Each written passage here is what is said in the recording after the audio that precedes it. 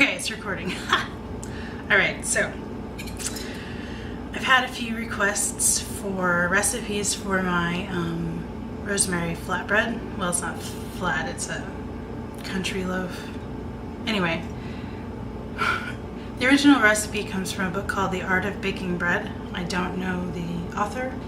I don't have the book with me, but I'll get it for you. I've modified it slightly, which is why I don't have the book right now, I guess. But anyway, so this bread has a starter, and for the starter you need to make the starter and then either leave it overnight or allow 4 hours before you do the next step. Or if you make the starter and you aren't going to be able to get to making the bread right away, you can put the starter in the fridge for I think a week and it'll be okay. You just need to let it come to room temperature before you add the rest of the ingredients. Alright, so I'm making the starter in the mixing bowl that will go in my stand mixer tomorrow. I do use the stand mixer for this. You're going to need to use a whisk. And to start off, the liquid, you will need room temperature milk. If you forget to get the milk out and let it come to room temperature, you need 2/3 cup. So I have here a Pyrex thingamadoodle, and I put 2/3 cup of cold milk out of the fridge, 30 seconds in my microwave, stir it up and it's room temperature. My microwave, that's how mine goes. And then 1/3 cup of water that's around 110. So warm, not super hot. But it totals a cup of liquid. I've never tried to do this that I remember with something other than dairy milk. So I don't know how that would work, but feel free to play around with it. Yeah. So then you are going to use a teaspoon of whatever dry yeast you like best. I've used a lot of different ones. This is what I'm using this time. Fleischmann's, Rapid Rise, fast acting. But really, I've never had a problem with any yeast I've ever tried. So you sprinkle that over and then sort of stir it around a little bit to dissolve the yeast. Yeah. And then it's supposed to be about a teaspoon of honey. I think I probably put more like a tablespoon of honey in. I'm clothespinning my package because you'll need more of this yeast tomorrow or later when you continue on. I don't measure the honey like I just said, so approximately a teaspoon to a tablespoon, something like that. I just sort of, that's good.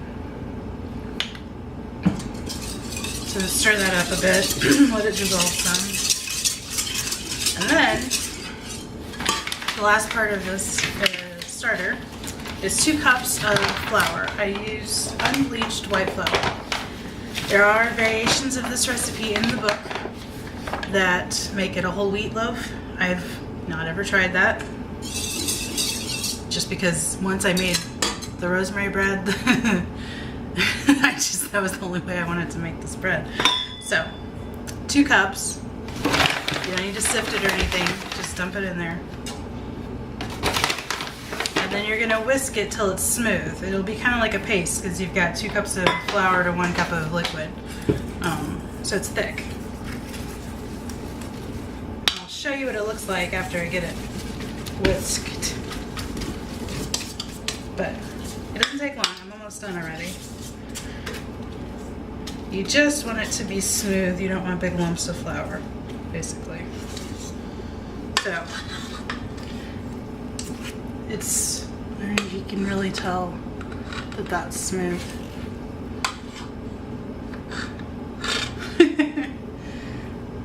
It sticks to your whisk. So, I'll have to get that out of my whisk, but then what you're gonna do is cover this with plastic wrap, cover the bowl with plastic wrap, and then a dish towel. I usually just plastic wrap and a dish towel, and leave it either overnight or for 4 hours, at least 4 hours. Like I said, if something comes up and you're not going to get to the next step for a while, stick it in the fridge and just let it come to room temperature before you get started. So for the rest of your bread, I'm having a hard time getting this off of the whisk and my finger at the same time. For the rest of your bread, you're gonna need another 6 or 6.5, maybe as many as 7, depending on your weather, cups of unbleached flour. You'll need olive oil, fresh rosemary or dried, either one. I've used both. They're both great. Salt, more yeast, eggs, and water. And sugar. There's some sugar in there. Not a lot. It's not a sweet bread, but there is some sugar in there. So let me put the whiskey away. Alright, so I'll cover this with plastic and a towel. I'll also get out 3 eggs for the dough tomorrow because your eggs need to be at room temperature. Everything else you probably already keep at room temperature. So that's a pretty standard thing with a lot of baking. Your ingredients need to be kind of the same temperature as each other for most things. There are exceptions, but in general they all amalgamate together or whatever better if they're a cozy temp. Okay, so tomorrow, well, I'll see you tomorrow. It'll be the same video though. I'm gonna just cut it all together. It's gonna be great. All right, so see you tomorrow. Good morning. So I'm making rosemary bread. I thought I'd show you some rosemary cuttings I've got here. My friend Heidi brought me cuttings from a garden that she works in that I'm going to root. So they're all labeled and they're in water. I don't see any roots yet, but anyways, this is something you can do with rosemary because in most of the climates, well, every climate I've ever lived in, it doesn't survive winter very often, but it will get roots. Like, I don't know if you can see those.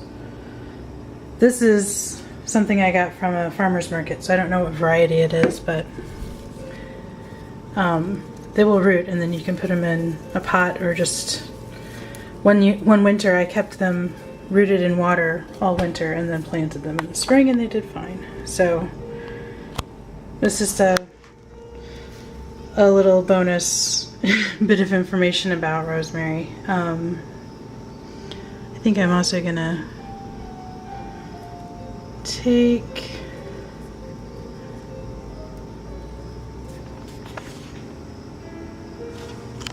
well, I can't really do that. I was gonna take a photo, but I can't. So anyways, you're gonna need 3 tablespoons of fresh rosemary.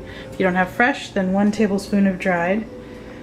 I've made this recipe with fresh and dried, and even combining them, and it does just fine. So, this is what our starter looks like the next day. It's all nice and bubbly. It's much looser. If I move this, you can see it kind of slides down.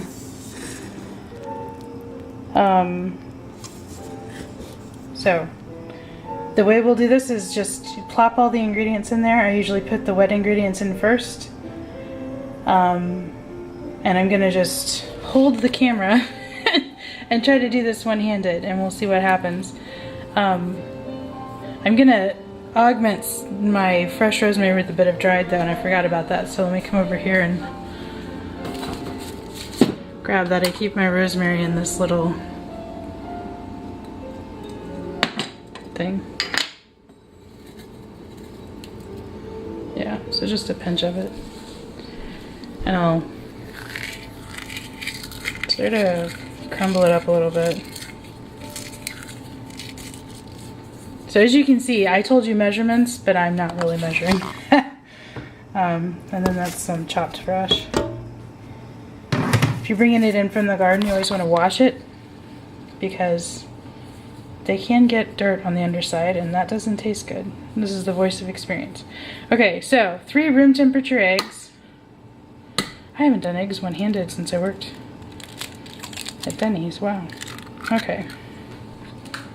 So far, so good. 1, 2. I'm checking for a shell as I go. So far, so good. 3. All right.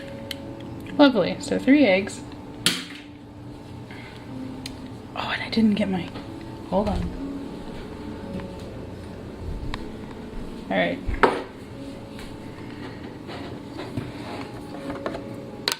So then you need a 1/3 cup of olive oil. This only works if I actually take video of what I'm doing.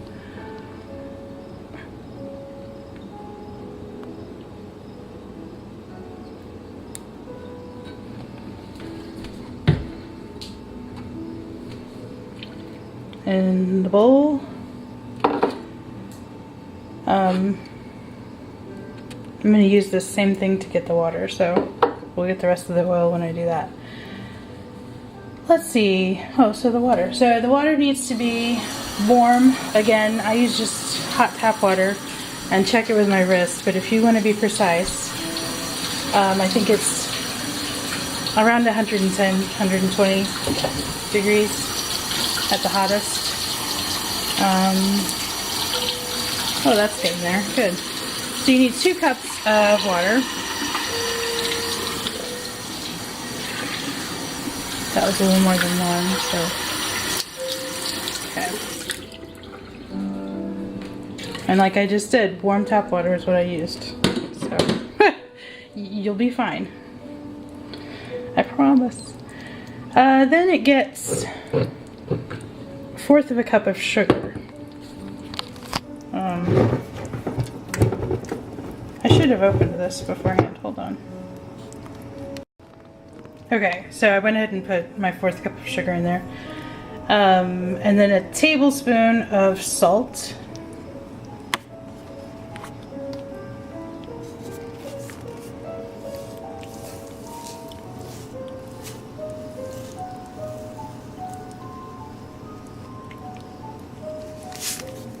And that is right, a tablespoon of salt. Okay? Goes right in there. The rest of that yeast packet, which, oh, I will put on the other side of the bowl from where I put the salt, just because I'm paranoid. Alright. The only thing left is flour. To start out with, just put 1 cup of flour in.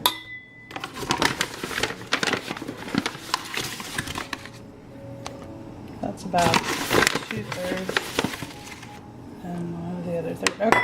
Okay, so what it looks like, you got your starter, 3 eggs at room temperature, a 1/3 cup of olive oil, 2 cups of warm water, 1 cup of flour, 1 tablespoon of salt, 3 tablespoons of fresh rosemary or 1 tablespoon of dried, or a combination of whatever eyeballs and looks good to you. And a 1/4 cup of sugar, if I didn't say that already. Alright, so this, I'm going to stick it in my mixer and come right back. Okie dokie. So, I'm using my regular paddle attachment. I made this by hand for the first maybe 10 years that I made this bread. And so I'm really comfortable with knowing what the dough is supposed to be like, which is the only reason why I'm comfortable now using a mixer, because I know what it's supposed to do.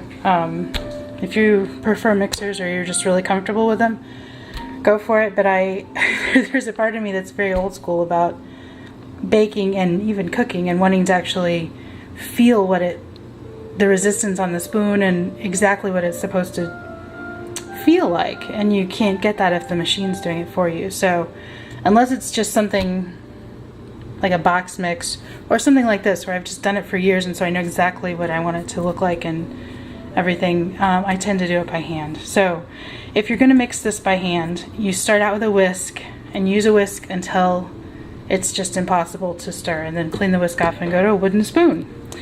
So here we go.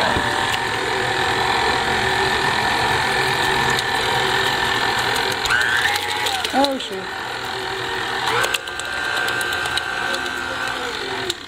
Okay, the trick is to not get it on the camera. Okay, so you can either add 1/2 cup of flour at a time. That's probably what I would advise you to do. I do a cup, but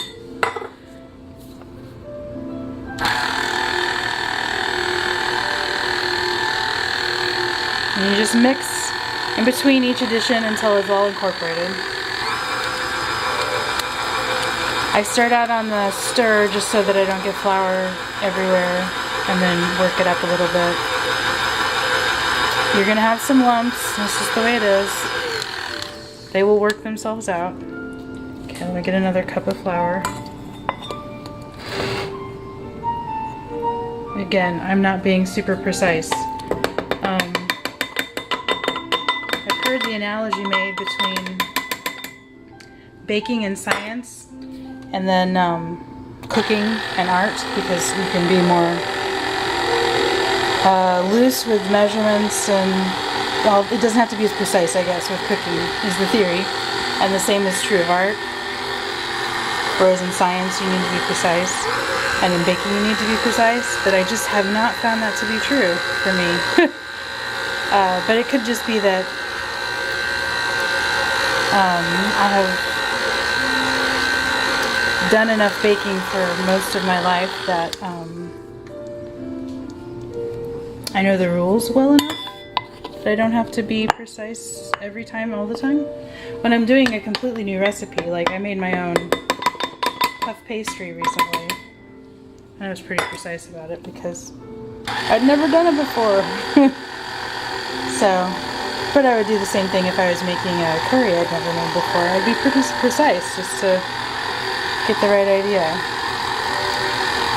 So I think that was cup number 4.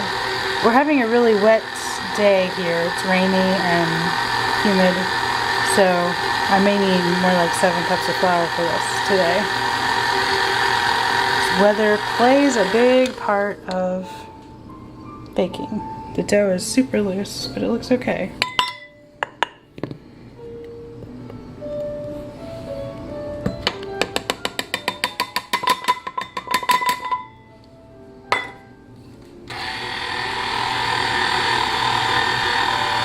I'm taking video of all this so you can kind of get an idea of what this is going to look like as you go. Maybe how it feels. Oh, see there, it's starting to pull away a little bit. That's good. That's what we want it to do. Okay, I think I'm going to give it another cup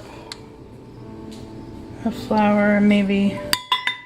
Eventually I'll be switching to the kneading hook attachment for my mixer. By now you would probably want to switch to a wooden spoon if you're doing this by hand. You may have done that a cup back with flour. Yeah, here we go. This is what it's supposed to do. Okay.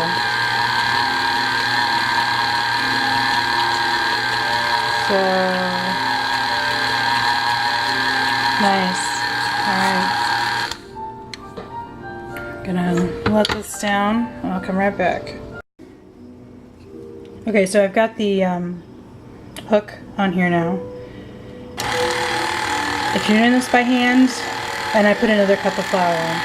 I don't think I would be doing it on the kneading board quite yet. I put a half a cup in, but it's going to be very wet. So when you do turn this out to knead it, I would be generous with the flour on the board, your surface. And then you're going to add a lot of flour as you knead it, but don't add too much. Because if you add too much, it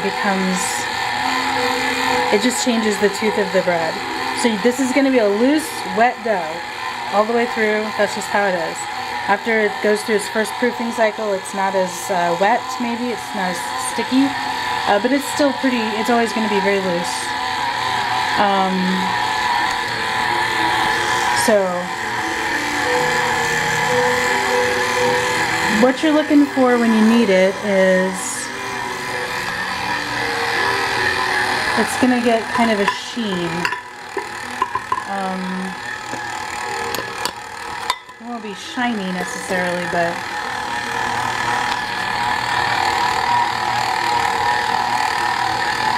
it will. I think I'll do better when I show you what it's supposed to look like, what your goal is. But you'll need this by hand.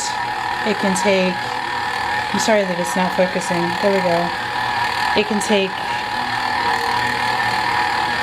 I think it's 10 minutes is how long I usually need it. It's a long time because you keep adding flour. And the other thing about the recipe, the original recipe in the book, does not have the oil or the eggs or the sugar or the rosemary. And so the directions for the kneading process on that they don't work with this bread. I need to make that bread without all that stuff in it so I can remind myself what that's like. Okay, so I'm going to turn this off now and really focus on getting this dough where I want it, and then I'll take a video and show you what that looks like. This is what you want it to do. This is kind of where you want it to be. But I'd show you in the mixer as it's mixing.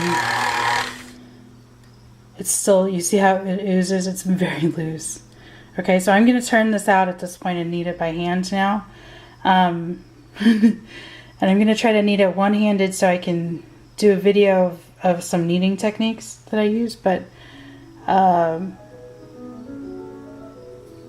eventually I'm just going to have to do it and not take a video because it's messy and uses both hands. And I don't have a good way to set the camera up so you can watch what I'm doing on the counter yet. Someday, maybe I will. But okay, so be right back.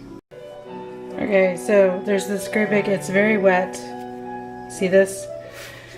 So I've really put flour all over the place. It sticks like crazy, and I'm not going to do a good job of filming this with one hand, but basically you kind of pull from the back to the front and push. It's not complicated. There are videos on YouTube about how to knead bread, so I would watch them. There's not a special technique I use for this dough. But it's never going to get to the point where it doesn't stick to your hand. So if you knead it and put enough flour into it that it's not sticking to your hand at all, I'm sorry. I don't know if it'll, I don't know how it will do because I've just never taken it that far. Man, see, it's sticking again. So some more flour. That's a lot of flour. You don't usually put that much flour on dough as you need. At least I don't. But with this dough, you have to. And on a day like this, it's so wet. You're just gonna have to. So what I'm looking for as I knead this, man, it's weird to do this with one hand. It's just about there, really. But it's going to be smooth, it's going to have a slight sheen, but still not glossy. Like some doughs, particularly doughs I think that have a lot of butter in them, will get very glossy. But as you know, there's no butter in this, so I think this will be the last bit. So the thing I can't show you that's very important to do with this, after you've kneaded it for a while, you're going to want to flour the board really well and then slam the dough down onto it. Right now I'm just trying to get underneath. There we go. Slam the dough really hard. Cover it with a towel and let it set for 10 minutes. So I will show you after I've slammed it, but I have to use both hands to do that, so I'll be back. Okay, so I slammed it down, and I thought before I cover it, I'll show you as best I can. You can still see my fingerprint.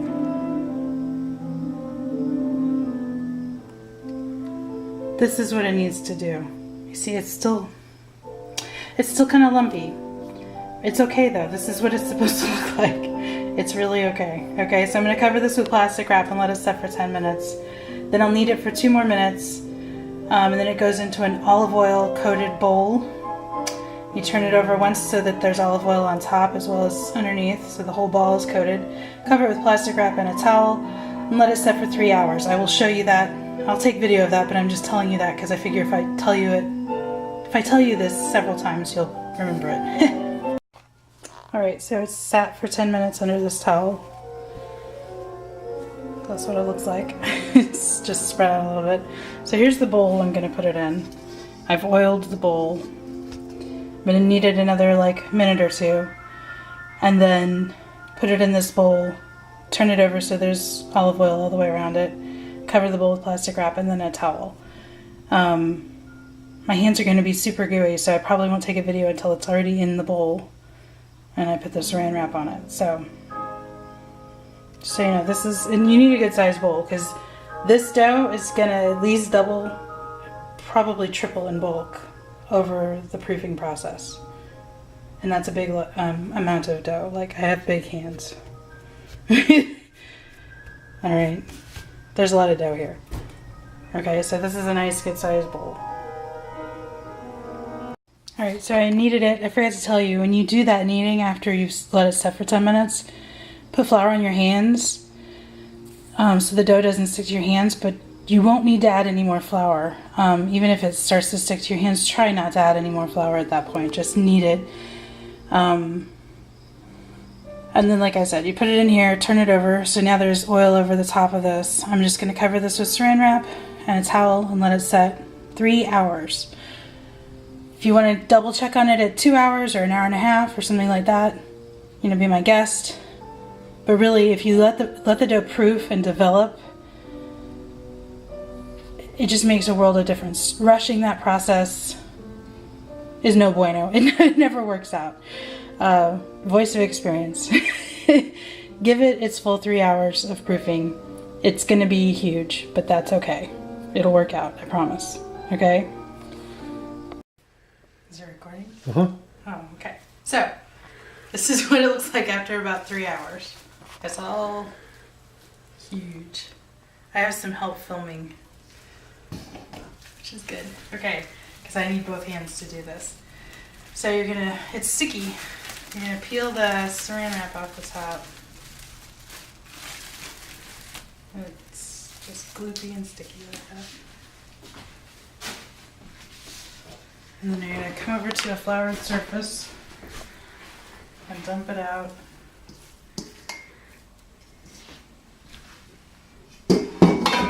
And at this point, you don't need to do a lot of kneading, but I'm going to make 3 loaves because it bakes better in my oven in 3 loaves. You could just form this into one big loaf. It'd be okay. It just takes forever to bake. And I just eyeball it. Tear it up like that. And then I'm sort of folding it in on itself to make a nice little lump. And then I've got these cookie sheets that I'll have a little bit of flour on them because the flour will help keep the bread from sticking. As I've said numerous times, this is a sticky, wet dough. Sticky, sticky. But you're just gonna kind of, you don't need to add flour to the dough, you just have some for your hands. Ooh, and I can see air pocket right there. It's not a bad thing, I just don't like them.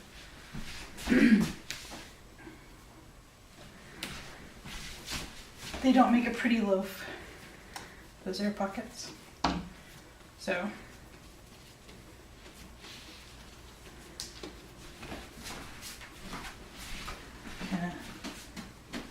elongate this one a little bit. Stretching it. So now I'm going to cover these with towels and they'll sit just like this for another hour and a half or so. And after about an hour I'll turn the oven on to 420 so that it can get really hot, and then we turn the temperature down before we actually put the bread in. But yeah, so that's all you do for this next stage.